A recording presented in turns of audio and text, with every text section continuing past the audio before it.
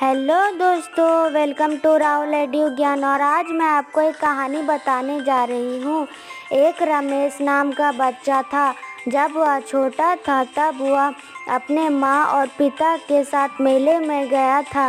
रमेश के माता पिता बहुत गरीब थे। रमेश एक समझदार बच्चा था, इसलिए वह सामानों को खरीदने के लिए जिद नहीं करता था।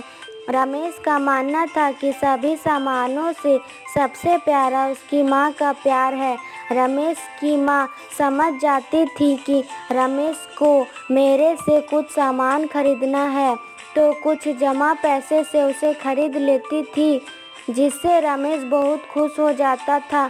एक बार उसके गांव में बांध बनाया गया, जिसके कारण रमेश के माता पिता बहुत खुश थे, क्योंकि बांध के जल से कृषि में मुनाफा हो सकता था। एक दिन ज़्यादा बारिश होने के कारण बांध टूट गया और सारे खेत बर्बाद हो गए।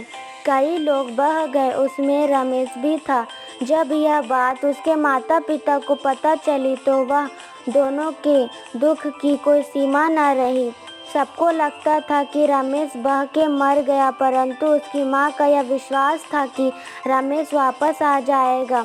30 साल हो गए थे। एक दिन उनके घर पर एक व्यापारी आया। उसने कहा कि मैं रमेश हूँ।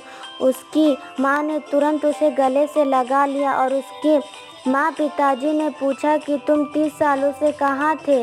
रमेश ने कहा, मैं बाढ़ में बहकर रामपुर नामक स्थान पहुँच गया। वहाँ के एक व्यापारी ने मेरी जान बचाई। पत्थर से टकराने के कारण मेरी याददाश्त चली गई थी। जब मैं बड़ा हुआ और उस व्यापारी का व्यापार संभालने लगा, तब एक दिन इस गांव में आया, तब मेरी याददाश्त वापस आ गई।